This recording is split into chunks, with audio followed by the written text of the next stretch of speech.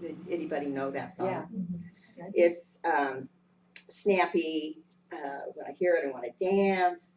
And even more than that, when I looked, I Googled the words, and it's an outline for a great talk, so that's what you're going to get this morning. But I also went to Karen's website and found that it was on YouTube. So we're going to listen to it, and the words are in your program, but hit it, Sam.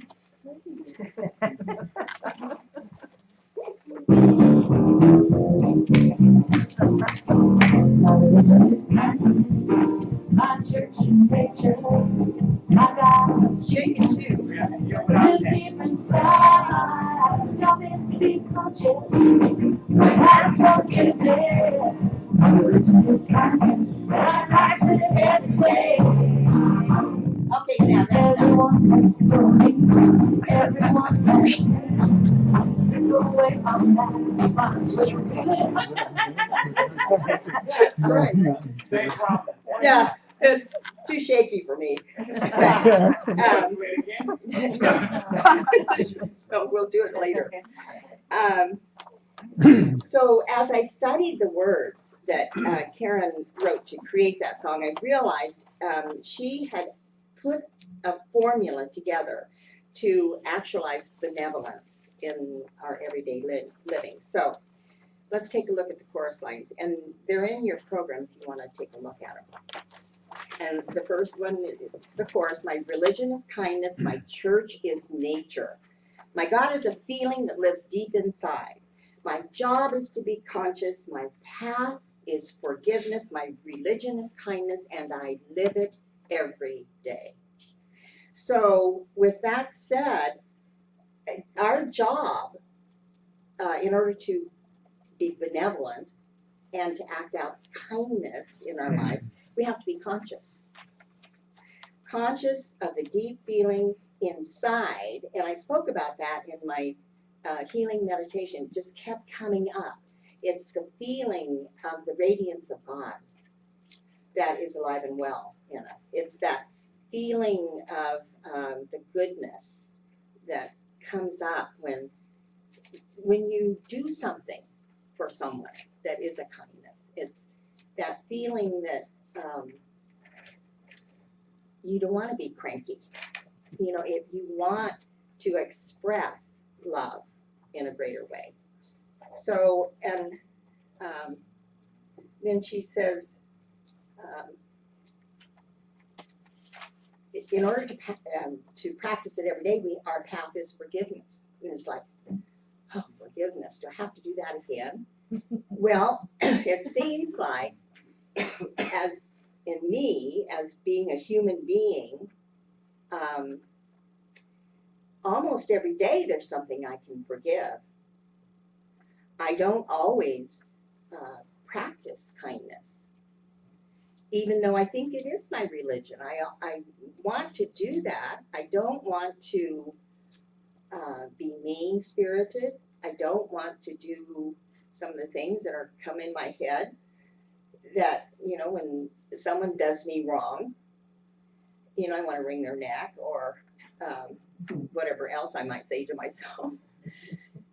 And it's just when I let all that go, what comes is I know I need to give for whatever I was thinking something else.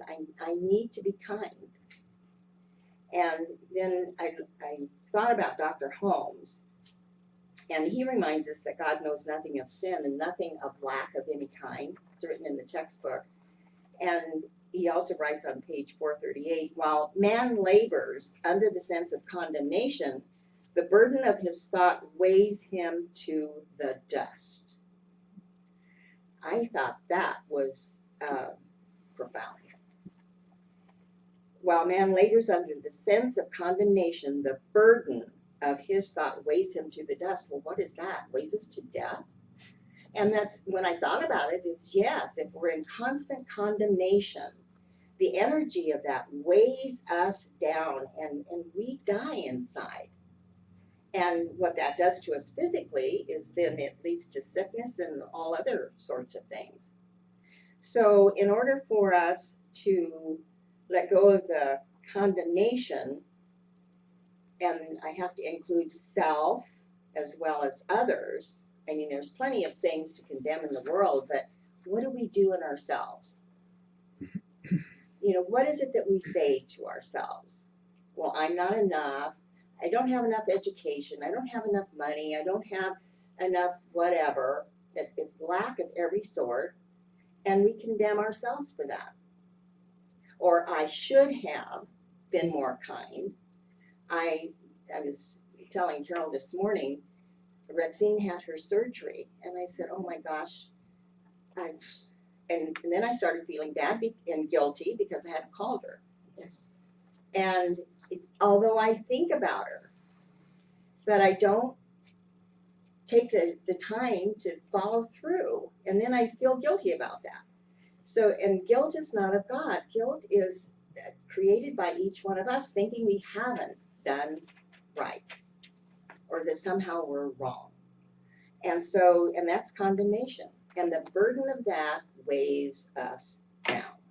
So we need to be conscious when we're doing that and be able to change it to something better for ourselves. Louise Hay tells us to be kind to our mind. You know what that means? Being kind to your mind? Okay, when we're having the thoughts, you know, I'm bad, I'm wrong, I didn't do, whatever, should have, must, ought to, be kind to yourself. Okay, I realize what I've done, I can move on, I can forgive myself and do what I need to do. Dr. Holmes goes on to write, we shall do well to remember this lesson. How often we condemn when we should forgive, how often censure when we might praise. What untold grief of heart might be relieved by words of cheer and forgiveness, remembering that the Spirit holds no evil toward man, and that God is love, we should emulate this divine lesson and forgive all, that our hearts may be free from the burden of our own condemnation. We can be free. And he says, how often we censure when we might praise. There was a woman, you know, my husband and I went to the Paradise Church in 1978 and were the co-pastors there until I started the Chico Church. And then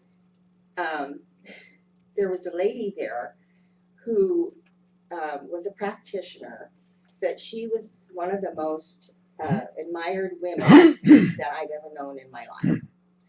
And she said that she started a practice when she was a young woman, that if she had a thought about someone, that she made a commitment to herself that if it was a condemnation or criticism of any sort, she had to say it out loud to that person. So everybody take a deep breath. Well, I so admired that I thought, well, I'm going to try that.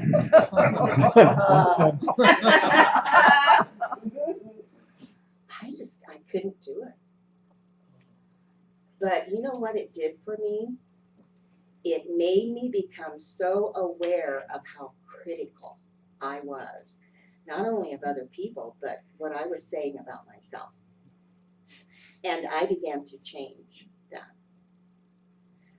Even though I didn't speak my criticism out loud, I began to praise myself, or I found something in the other individual that I had been criticizing or condemning to praise.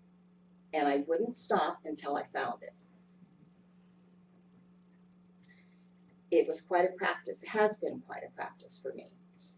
Now, it doesn't work all the time, but I still work with it in my mind, because that's what I do when I find I'm condemning, is the way I forgive myself is to find praise. So that's the key. In 1954, Abraham Maslow a psychologist, studied the positive human qualities and lives of exemplary people. And he created a chart that he called the hierarchy of needs. I'm sure we're all familiar with that. But in putting this lesson together, I thought about those hierarchy of needs in relationship to Karen's, the words in her song, because she says, everyone has a story. Everyone has pain. So how do we know the pain that's behind somebody's story? Well, we don't. But if you look at the hierarchy of the needs, you will be able to discern for yourself if that person is not having a need met, and then you're able to really let go in a greater way. The number one, I've also put these on your paper, the physiological need: breathing, food, water, sex, sleep, homeostasis, excretion. If we don't have our bodies and the physiology of our being working, we're in trouble. And we see people like that. And they have tremendous stories, and you know there's pain behind them. And then the second level is the safety, security of body, employment, resources, morality. I was going to say mortality, but it's morality, of the family, of health, and of property. So if a person is without housing, you know the story is painful. We read about it in the ER. We hear about it on television. And then, of course, there's a lack of love and belonging, and they don't have those first two needs met. There's probably the friendship, family, and sexual intimacy is kind of out the window. The fourth level that we need to enter into is the esteem, the self-esteem, confidence, achievement, respect of others, and respect by others. And then that brings you into self-actualization, creativity, spontaneity, problem solving, a lack of prejudice, and acceptance of facts. You know, when I read that fifth one, acceptance of facts, I thought about Brian Williams. Mm-hmm. And the story that he didn't tell the truth. And so there's something, she writes, when we strip away the mask, we find that we're really all the same. Well, Brian's been wearing a mask of some sort. And you know that the story behind that mask, and we can all judge what that is, why he needed to embellish what he was doing. I mean, people adored him, loved him anyway, but somehow it wasn't enough for him. And so, I mean, his life is just kind of plummeted. But where's the forgiveness in that? How is he going to work with that? It'll be interesting to see. So, when we find it hard to forgive someone, it would be good to consider the cause of the pain another is going through. There is pain in Brian Williams somewhere. And so when I started looking at this, I took away the condemnation that I had for him about not telling the truth, and not to psychoanalyze, but to just be able to understand that there's something behind the behavior, that there's more to him than meets the eye. And who are we to judge that? Of course, the world's judging him, but there's a consequence for that. But there's also a consequence for wearing a mask. If we're not allowing ourselves to be who we really are in truth, which is our divine nature, then we're going to fall somehow, someday, some way. So, I was thinking about homeless people as well. They're certainly well versed in those first two levels, and needless to say, their lives get out of balance. They never know where their next meal is coming from, whether they'll be under the bridge or in their car for the night. And thank God for people in our community, especially Carol and her committee. They feed the homeless once a month at the Salvation Army. And our Clink the Can, which we have in the social hall, helps to buy the food that pays for Carol to do her job once a month. So if you volunteer with Carol, you'll see the people being fed there have a story, and that oftentimes when you look in their eyes, I've worked there before, you look at them, a lot of people just won't, they turn away from them, but if you look in a homeless person's eyes, you'll see the gratitude that they have for the service that you're giving. And it helps to strip away the judgments that we have in our minds. And we're more able to see the face of God standing in front of us. So I want to repeat that part from the textbook. It says, remembering that the Spirit holds no evil toward man and that God is love, we should emulate this divine lesson and forgive all. Forgive all, not some. It says forgive all, that our hearts may be free from the burden of our condemnation.